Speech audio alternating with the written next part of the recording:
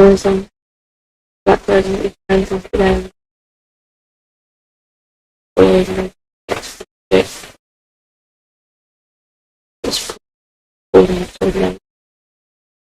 If you have to say yourself what you have to do. You send a video every week.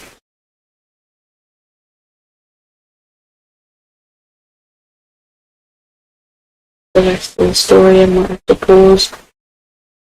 Because so dumb. I didn't get copyrighted because I had to wait all day just to do this. On this singer. Wait for his response. I expect him to call me weird or freak and him tell you what.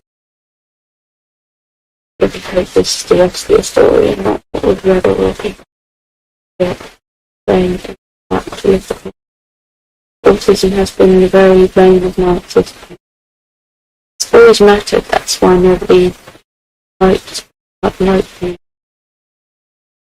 It doesn't really, but it does, it always does.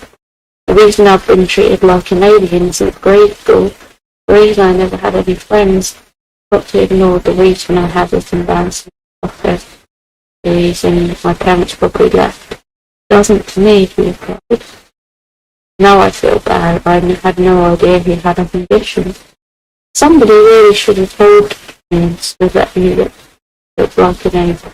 I just thought he was weird. Shy and tough kid.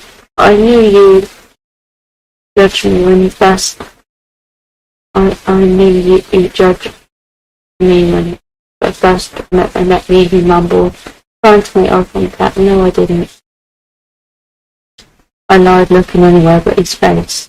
Don't lie, he said up and down at his lap. I don't judge, I lied again. I really am an A word. If you say so. Friends then, he asked, his eyes burning holes in the side of my face. How about just two please? Okay, he said disappointed. God, this kid needs to lighten up. I'm just kidding, Curly. We can be friends. I said, finally looking down at me in his eyes. They were earthly forest green with flakes of brown, unlike any I've seen before. For a moment his face lightened up and gave me a toothy grin while nodding his head. He wasn't bad looking at all. So why are you really here? He asked, returning to his gloomy state. I was concerned about you, I admitted. Why? Because I felt guilty for kicking you out. I felt slightly heavy while closing my eyes. I wasn't very good at admitting my wrongs. Oh, it's okay. Nothing moved, he mumbled. I bit my lip, looking down at him, snuggled against my chest, fighting sleep. His eyes were fluttering open and closed. I don't think I've ever met anyone more innocent, and the guilt was eating me up. You can go to sleep, I suggested. You can. I let yourself out. What want? Well, what if I want to stay? What type of person abandons someone after confessing like that? Okay. He cracked a smile, making his dimple appointment or whatever it says. Of course, he had dimples. I slowly came to the first thing I noticed. What was the lack of warmth around me? I knew he'd leave. Why did it still hurt? I squinted my eyes and the sun was directly in my face. It was morning. A scent of sweetness and butter hit my nose. I immediately sat up from the couch. Are those pancakes? A loud bang from the drop pan of a long list of expertise following echoed from the kitchen. You gotta be awake now, Curly, Lewis shouted from the kitchen. I thought you left. I did get groceries. You have no food. No. Hold on. I was gonna go shopping today, I groaned, rubbing my eyes with a smile on my face. I couldn't let him know how overjoyed I was he stayed. "Frankie," he muttered.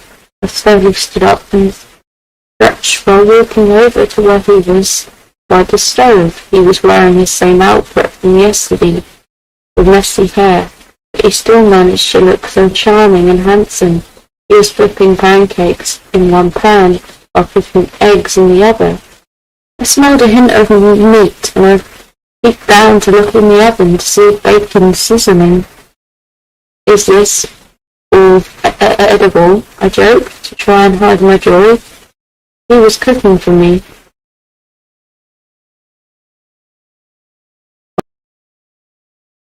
"I'll have you know, I'm a great cook. Whatever you say," I replied, shutting down at the table, trying not to cry. "Can't believe someone has taken the time to cook for me." A few minutes later, he put a plate in front of me with deliciously steaming food on it. I could have started drooling. "Good," he said, smugly watching me scarf down my plate. Yeah, I haven't had a good meal in a while." I laughed. Sympathetic look came upon his face, and I looked down at my plate again. That look was similar to the one teachers would give me when they saw me playing by myself at recess. I couldn't stand it. I finished my food quickly and placed my dish in the sink. I walked past him and up the stairs so I could go to my room and get ready for the day. I opened my closet, mindlessly grabbed a random shirt and black jeans. "Let me pick out your clothes," he said. Startling me, I turned round to see his arms folded over his chest, looking at my outfit choice. "Listen prudently." "Hold on, I'll make some noise when you come up. Will you? You and I didn't know I had a stylist."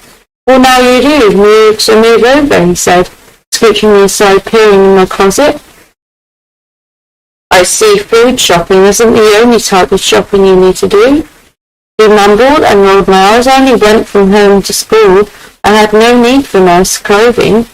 After a few insults about my style or lack of thereof, he laid out a grey long-sleeved shirt with thin yellow stripes across it, a jean jacket, loose-fitting blue jeans, and a black Converse. I don't know," I said, unsure. "I would have never chosen something like that for myself." "Just try it on," he said, shoving my clothes in my hand. I sighed heavily, seeing that I was not getting out of this situation. I shoved him out of the room so I could change. When I looked in the mirror, I was pleasantly surprised with how well it came together. "Are you done?" he asked while entering my room. "Hey, what if I was changing?" "But you weren't now, were you? Do you wear those glasses?" he asked, picking up my eyeglasses off my bedstand. Not usually. They make me look even worse." "Try them on," he said, putting them on my face. "No," I exclaimed, pushing him away. He was stronger than he looked. "Come on." "No." "Please, poor Lewis, please." He asked, sticking out his bottom lip and pouting. I glared at him and he snatched the glass out of his hand, while he smirked in satisfaction. Satisfaction. I slid down on my face and thought I heard his breath hitch. Satisfaction calls me, and then deserts me, so I can get my satisfaction. Satisfaction. I knew I looked ugly, I mumbled, looking at the ground. My feet suddenly becoming very interesting. "Far from it," he muttered, tilting my chin up so we were making eye contact. I felt rush to my cheeks and I covered my hands in my face. He pushed my hand down and fixed my hair gingerly. He took a step back and looked me up and down.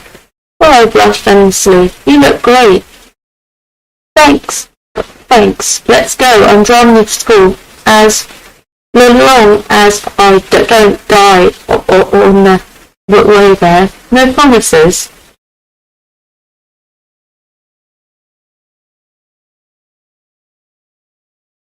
I don't think I've learned a thing these past weeks. I chuckled as I leaned my head back against the headrest. I enjoy being with Lewis and learning about what's under the hard frustrate for Katie puts up. But my grades aren't improving at all, and the principal is becoming suspicious. What do you mean we've reviewed some stuff? We've looked at my homework once. You're telling me you'd rather study than hang out with me? No. It's just my grades are really bad, I admitted, looking down at my hands. Fine, we'll review something tonight.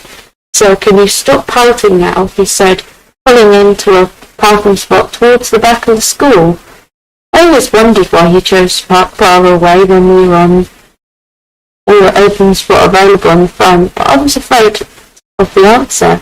I unbuckled my seatbelt and grabbed my bag, but before I could get out of the car, my legs started twitching. Stinging was a part of my condition. That rarely affected me. It did when I was urinating in cerebral. I looked down in horror, and both my legs were.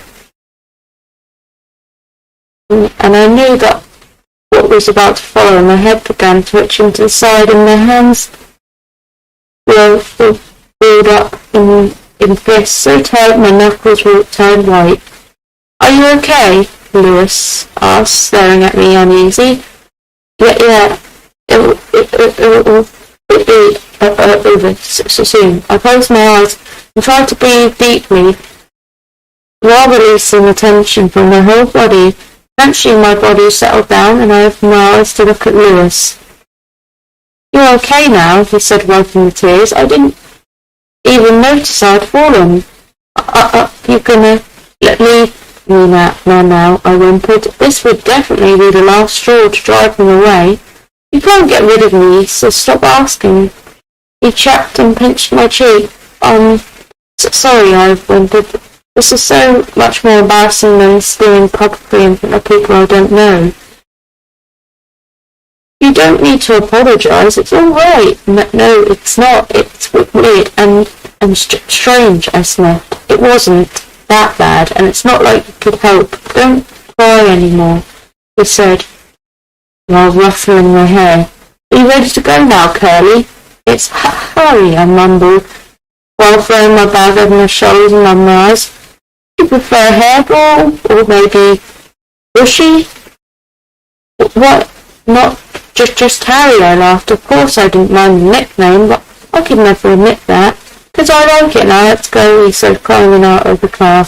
I followed suit and started walking towards the school. Following slightly behind, I was able to catch up to him as we entered the school. So, when can we? I started, but he already disappeared into the sea of people. Lewis, I called out, but he had all but disappeared.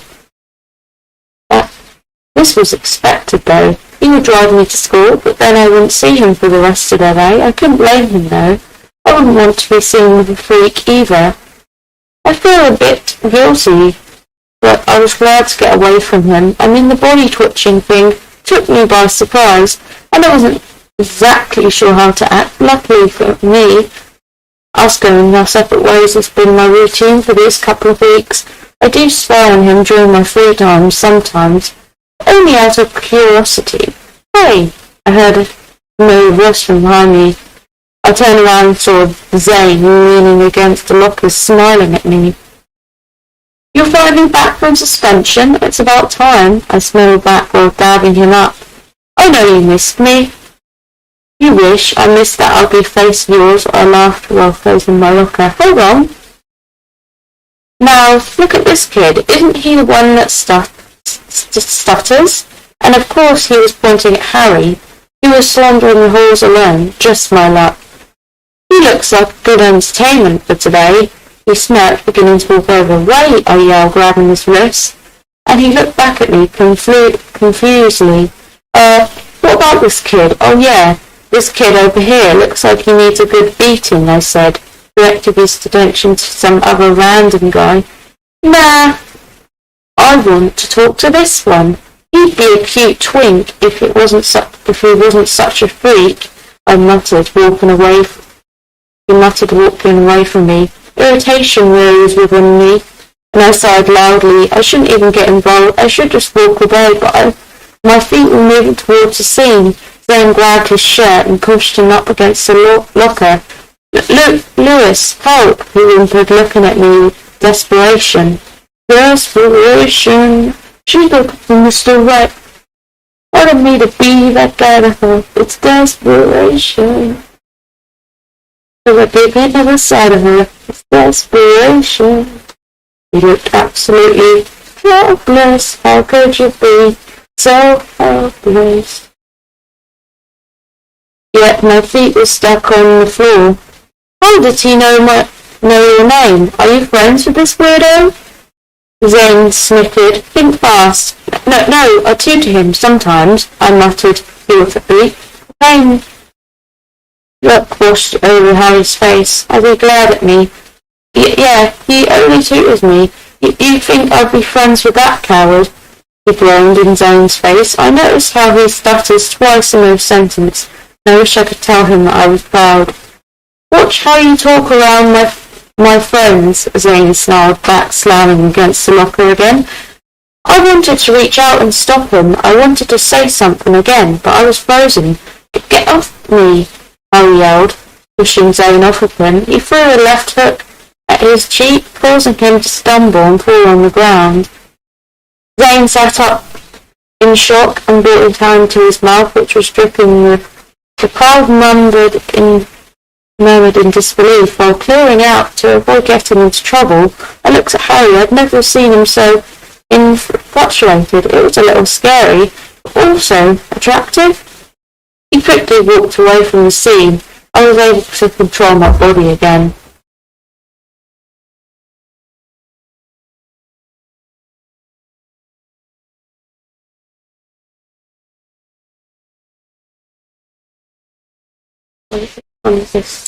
I clicked the snooze button on my alarm clock as I threw my covers over my head. My bed is almost unfamiliar, and it isn't half as comfortable as Harry's couch. By the time we finish studying, it's already late, so I usually just sleep over. Who wouldn't mind having somebody to keep them up warm at night? I told my parents I've been busy working on projects with Harry and staying with my friends, which is half true. I was basically living with Harry, kind of like a roommate situation. It's normal to miss someone you've lived with. I missed the little things we did and our daily routine. He was starting to open up to me. I was starting to see the goofy and fun side of Harry. I don't usually enjoy talking with many people, but with him I could talk for hours. I think I'm happier, but that's what happens when you make friends, right? New friends make you happy. Anyways, I'm still the world's biggest A-word, and yet have to gain the courage to speak to him since the incident. I don't know why it's taken me 3 days to apologise, but I need to get it over with. Lewis! My mother yelled. Why do you need to yell at me at 8 in the morning? I groaned, burrowing my deeper into the covers. Well, if you heard me yelling downstairs, I wouldn't have to. I'm up, I shouted, while throwing the covers off with my bed. Me inside and out of bed. And why aren't you at Harry's house today? You practically live there. Don't worry about it. I'm getting dressed now, so can you leave, I said, by pushing her out of the room. I need to start locking my door. I walked into the bathroom and stared myself down in the mirror. No matter how much I tried to reassure myself, everything would be fine. My stomach continued to twist and turn. I quickly washed my face and brushed my teeth, and after I finished getting ready, I walked downstairs and snorted into the kitchen. Well, you look put together today, my mother declared from the kitchen table. I look the same as I do every day. I don't know. You look a bit neater today. You smell better too. Whatever, I said, brushing it off. taking the muffin to go. I don't know what she's talking about. I look good every day. Along my way to school, I stopped at Starbucks to pick up a frappe for Harry. Hopefully this would help my apology go smoother. When I arrived at school, I went directly to Harry's locker, so I'd get this over with. I'd apologise, he'd forgive me, and I can go about my day guilt-free. I saw him grabbing his books for the next class. "Hey," I said, approaching him. He turned around to face him, and I gulped. There was a dark purple bruise on his cheek, cuts shattered on his arm. "What?" he snapped, looking. "Just excuse us today," I gasped, Starbucks typing in my hand. "I wanted to apologise," I said sheepishly. That doesn't matter," he mumbled, turning away from me. I looked messed up. I should have said something to Zane. My situation is complicated. I finally messed up. "You don't understand." "Oh, really? What don't I understand?" I understand that you didn't defend me, and that you just stood over there and much more than me almost get my mouth beat, and you would have sat there and you if I didn't defend myself, because you didn't want everyone to do. No. You were friends with the weird autistic freak. You were just using me so you wouldn't get into trouble, and I was an idiot to trust you. So please tell me what I don't understand." He's right. I'm ashamed of him. I was using him to stay out of trouble. That wasn't the only reason I was spending time with him. "Say something, idiot." "Exactly. That's what I thought," he said, wiping his eyes, running away. I stood there speechless for the second time, in the middle of the hallway, looking like an idiot, holding a melted Starbucks frappe.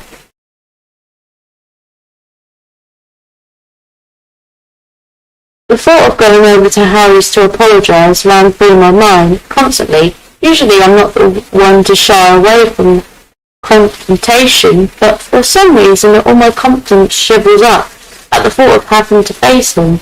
Regardless, I just need to wipe the bandage off and get this over with. I think the stress of the whole damn thing is affecting me physically too. I've been feeling a bit under the weather recently. "You look deep in thought there, mate," Liam said while putting his book into his backpack. I quickly snapped back into reality and saw that half of the class were already gone. "My bad," I chuckled, and whilst she shoved my books into my bag, we walked up to the classroom towards the front doors until Liam stopped in his tracks. "Don't get mad, okay? I just have to ask, there's something going on between you and that kid?"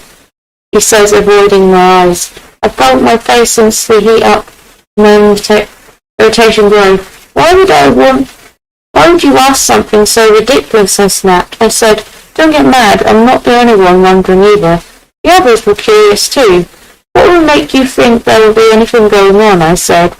"Well, you don't hang out with us as much anymore because you're always with him. You don't even complain about it anymore. It seems like you almost enjoy it." "Listen, I only do what I have to do. His grades are really bad, so it's taken a while to get them back up. I'm quitting this soon anyway, and I don't care what Miss has to say about it. You guys can stop saying stupid stuff now." Pushed past Liam and walked out of the building to my car. My pounding head fell onto the steering wheel, and I gripped it tightly with my clammy hand. Why do I feel like I almost got caught doing something I wasn't supposed to do? My heart was beating so loudly I could hear it thumping in my eardrums. While putting the key in ignition, I sighed heavily. Let's just get this over with. During the drive waves of the pain began hitting my stomach, and I felt like I was going to lose my lunch. Luckily, he wasn't far from the school, and I was able to pull into his driveway. I groaned, laying my sweaty head on the cool glass of the car window. I ran my arm under the cold sink water, ignoring the sting sensation. Why am I so afraid to do it? What am I waiting for? A knock came from the door. Started from my thoughts. I quickly wiped down the area, ran over to peer out of the peephole. Lewis! I exclaimed. Swinging the door open. He was leaning against the pillars of the house, urinating in pain. What's wrong with you? I feel sick. Let me in, he mumbled. Bending over, I put his arm around my shoulder and helped him into the house, and sat him on the couch. Ran into the bathroom to grab a trash can and placed it in front of him. He was laying back on the couch, his eyes shut tightly, and his arms draped over his eyes. I feel like I'm dying, he groaned. What do you do in this type of situation? When did your stomach start to hurt? I started. I asked, sitting down next to him. On the way here. Why didn't you just go home? I asked him briefly. I needed to see you, he said, and my heart busted in my chest. I know you couldn't have meant it like that, but hearing the words made me blush. For what? To apologise? I'm really sorry for what happened, Harry. I should have stopped Zane and defended you. It should have never happened, he said while making eye contact. I completely forgot I was supposed to be upset with him. Seeing him come here and apologise while he was feeling sick melted away all of my feelings of anger. It's okay, I mumbled, looking down at my hand sitting on my lap. Is it really? I don't want things to be awkward anymore. Yeah, it's fine. You don't really owe me anything, I chuckled, my eyes wandering everywhere but his face. I know I don't. That still wasn't right. You didn't deserve it, he said, burning holes into the side of my head. I thought my face couldn't get any hotter. I was proved wrong. I couldn't help myself, and I flung my arms around him, hid my burning face in his chest. You're forgotten. You're forgiven. You're forgiven. Let's just act like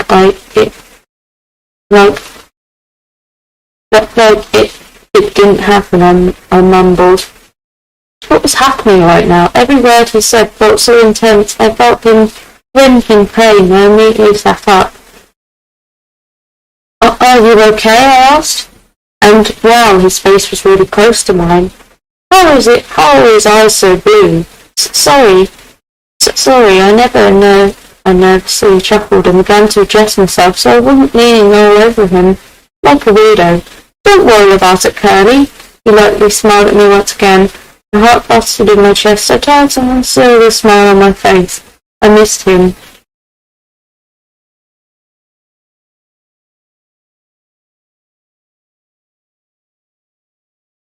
So many chapters.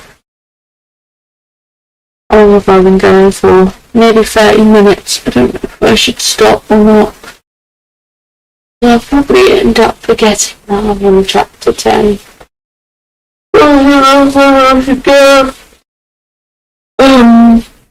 Ready forever because it's leaving 30 minutes.